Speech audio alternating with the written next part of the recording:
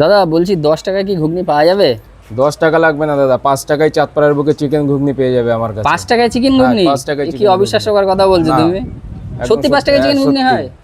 তো কই বানাও দেখি, আমি একটা আজকে ট্রাই করব 5 টাকায় যে চিকেন ঘুগনি। তোমাদেরকে আমি দেখাতে পাচ্ছি, এই দেখো 5 টাকায় কিন্তু দাদা আজকে চিকেন ঘুগনি দিচ্ছে, আর পুরো চাঁদপাড়ার বুকে দাঁড়িয়ে কিন্তু, এই দেখো দাদা এতে চিকেন আছে তো? অবশ্যই। তোমাদেরকে আমি দেখাতে পাচ্ছি, এই দেখো 5 টাকায় আজকাল কিছু হচ্ছে। হ্যাঁ দাদা পেঁয়াজ লঙ্কা। আচ্ছা, পেঁয়াজ লঙ্কা দাও, অল্প অল্প দাও।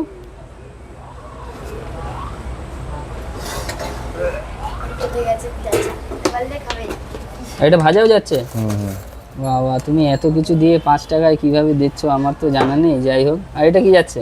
বিট লবণ। আচ্ছা, বিট লবণ গেল, আর সাথে কি যাচ্ছে? চাট মশলা বললে চাট মশলা দেবো।